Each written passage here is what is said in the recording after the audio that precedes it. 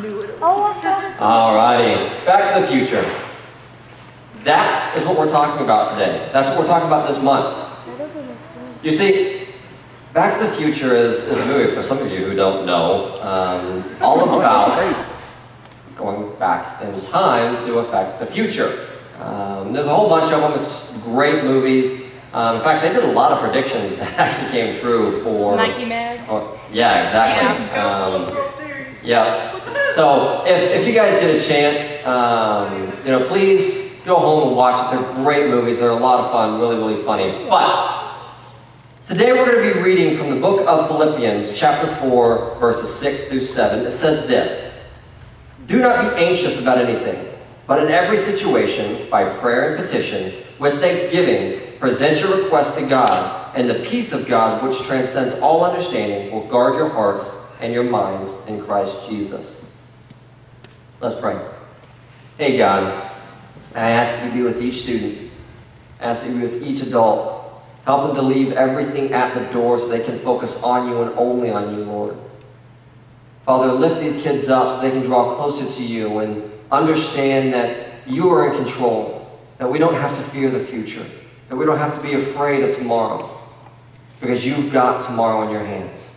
In your name I pray. Amen. Amen. So, the future, for some, is exciting. The future for others is terrifying. If you're an 8th grader going into high school, that can be both exciting and petrifying. For some, it's exciting because they're looking forward to the high school sports, or the high school clubs, or the friends, or the social setting. For others, it's petrifying because now you're in a new environment. You're around new people. You're changing classes, having new teachers. But it's not just then. High school seniors, graduating can be both exciting and nerve-wracking. You see, as they're graduating, as they're finishing out high school, they're transitioning. They're making a change in their life to becoming an adult. Even if they turn 18 in their senior year, most adults don't consider them equal adults until they actually graduate. There's this idea that you've proven yourself. And that's a daunting thing to take on. Because you see, when you start to grow up and you're graduating high school and you're moving on into the adult world, you have a lot of new responsibilities thrusted upon you. You have a lot of new things that are being brought before you that you had no idea your parents took care of. You gotta start taking care of your taxes. You gotta start paying your taxes. You gotta pay your bills. You gotta pay rent, and you gotta pay for groceries and gas. You gotta pay for college. It's exciting but scary. But then everything in between, from 6th graders to seniors, just change is scary.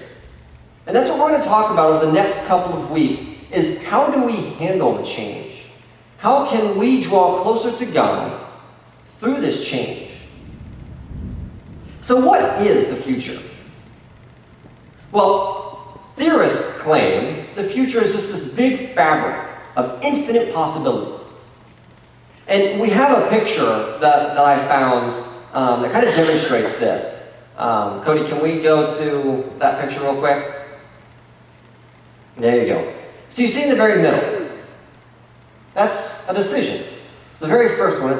It's the original decision that you have to make, whatever it may be.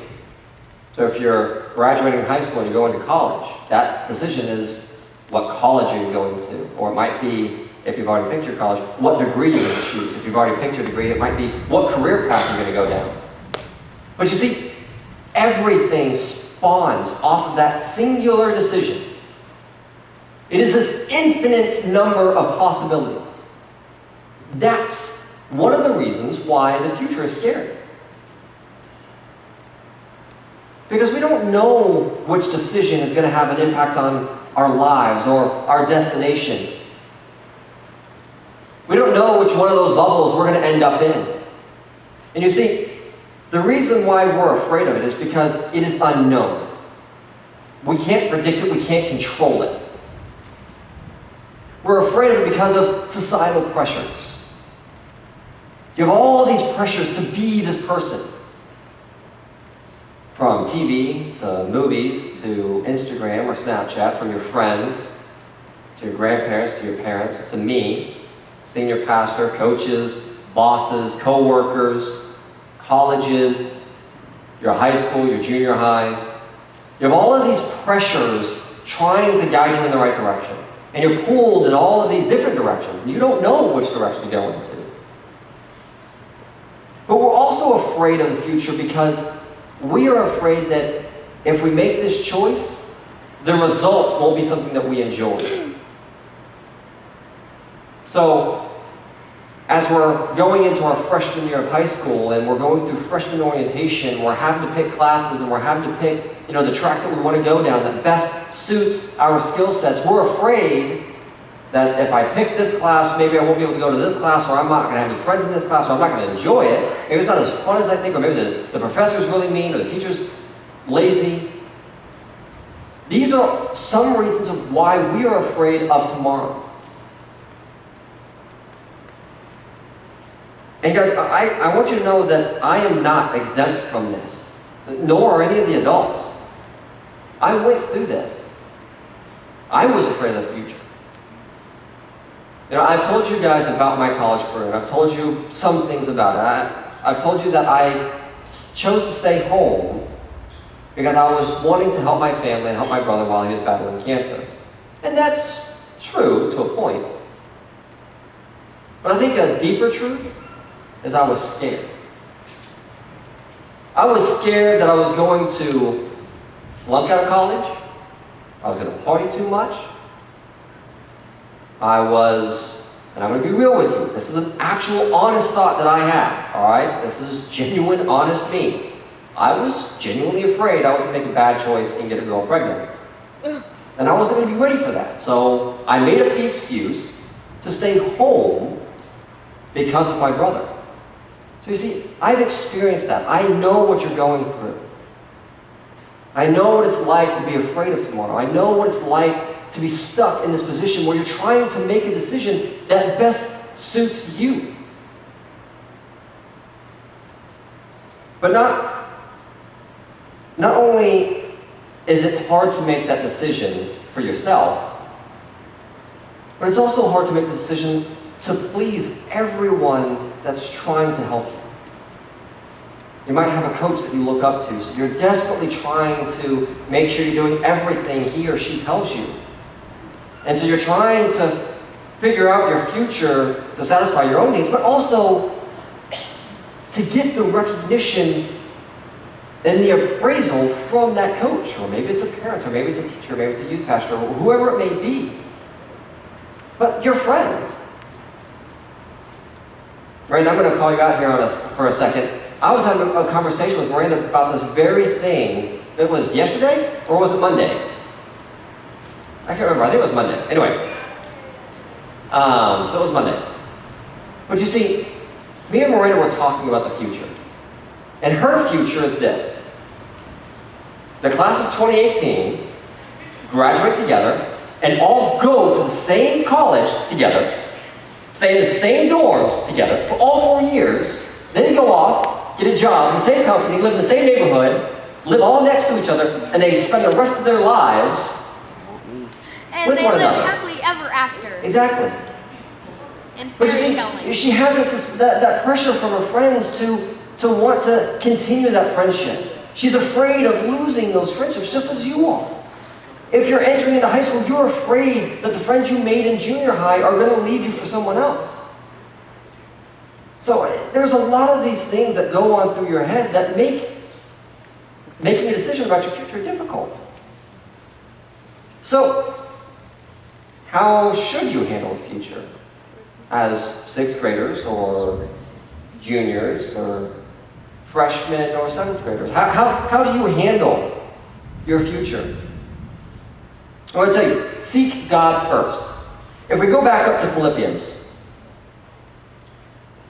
Paul is telling us, but in everything, by prayer and petition with thanksgiving, present your requests to God. Seek God first. When you're struggling with a choice about your future, don't come talk to me. Don't come talk to the adults. Don't talk to your parents.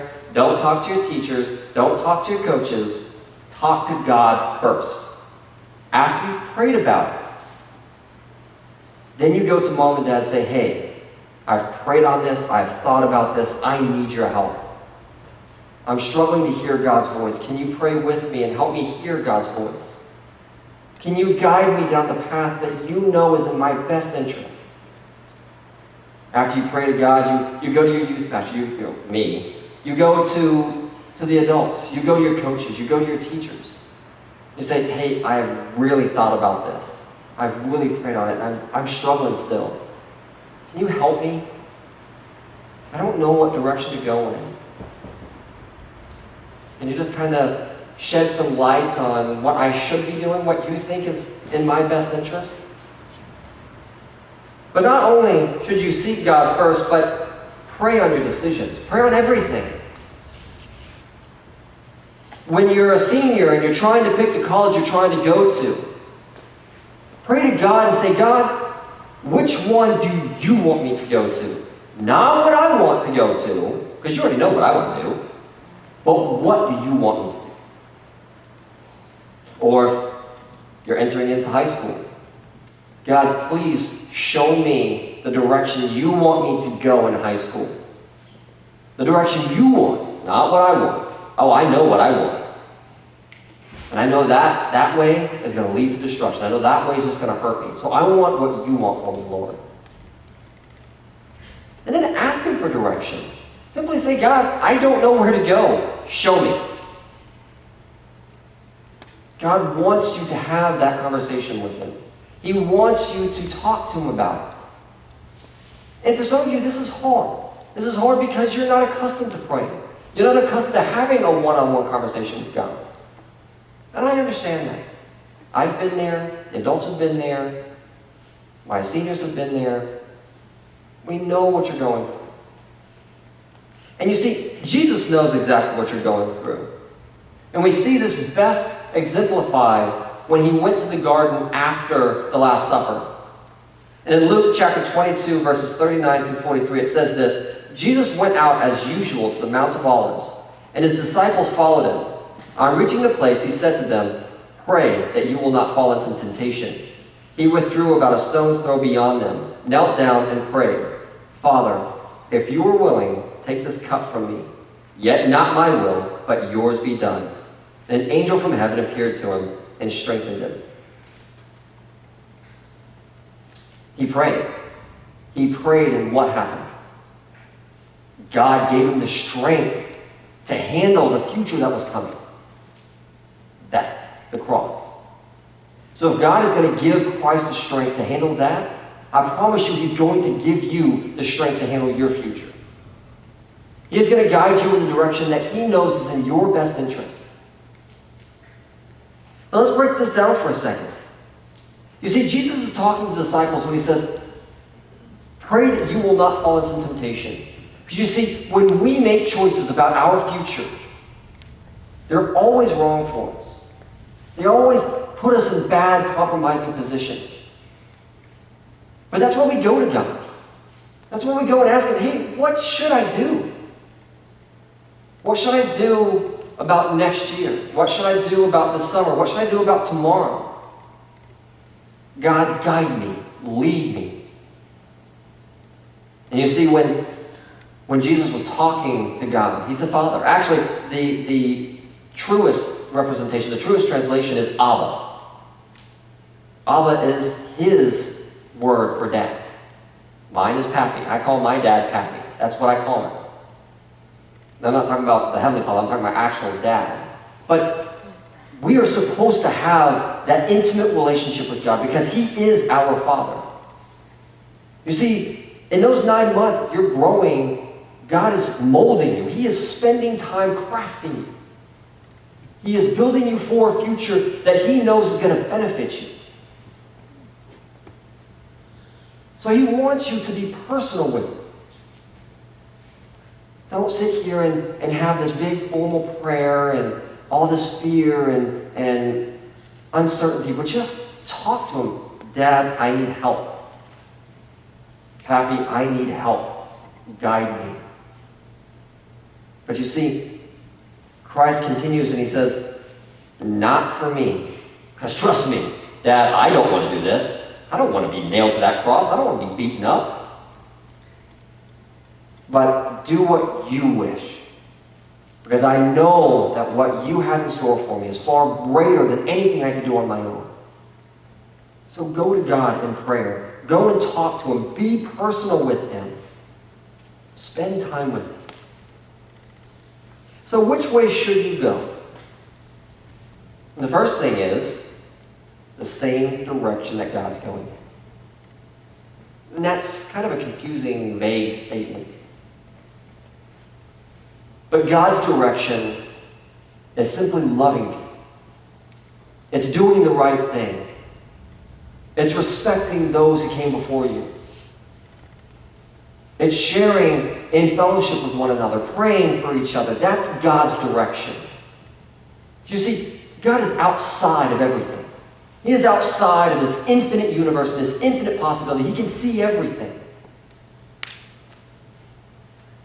And so he wants to go in the direction that is all about loving one another. He doesn't care about money. He doesn't care about material possessions. He doesn't care about the house that you're going to live in, the car you're going to drive, or the bank that you have. He doesn't care about that.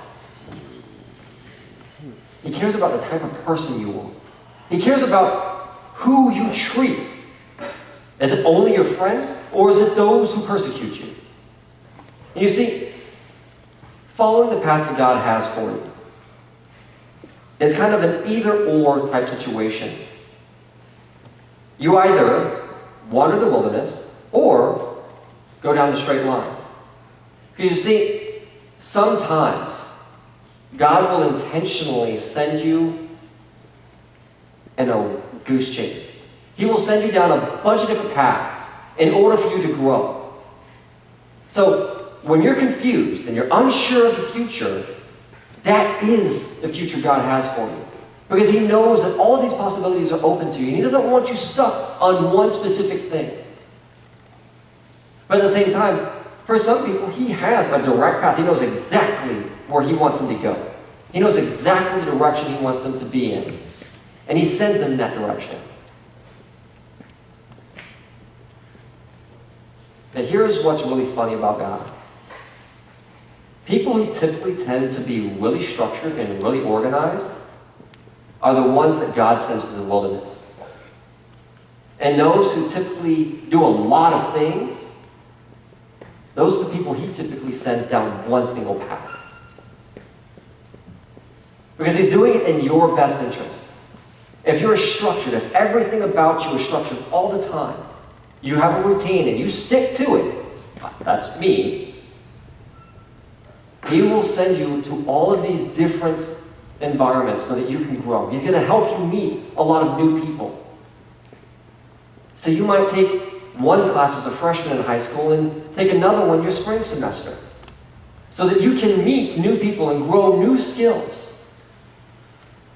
If you're those people who just kind of do everything, he's going to lay on your heart a very specific task.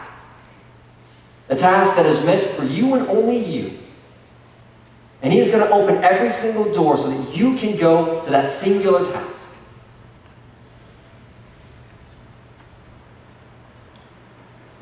My calling in the ministry was that wandering in the wilderness. Since I was 5 years old, I've had a singular idea to get my PhD.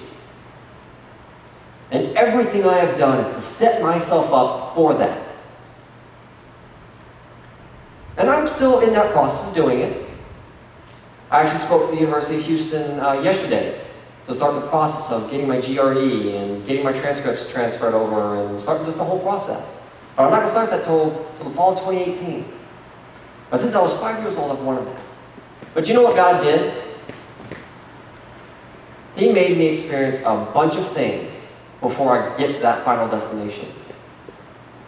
When I graduated high school, I did an internship, a one-week internship as an architect, because I thought that's what I wanted to do. That was not what I wanted to do. A couple weeks later, I got hired to work at Blockbuster as a customer service representative. Did that for about 2 years. Then I went on to be a janitor. Cleaned up poop, which was not fun.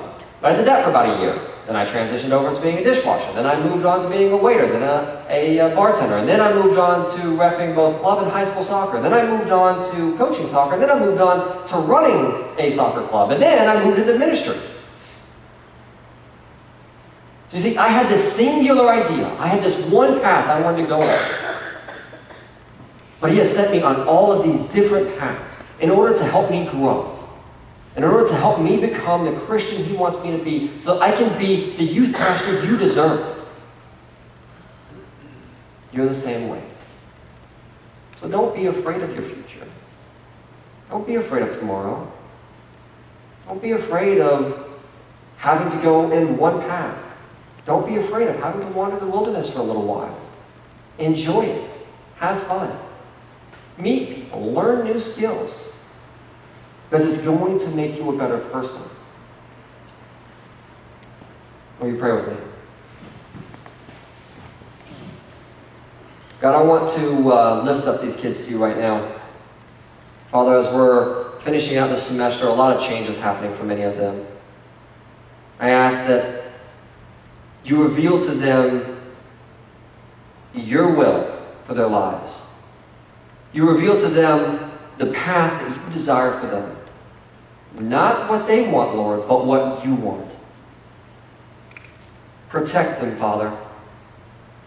Guide them, love them, and watch over them. In your name I pray. Amen.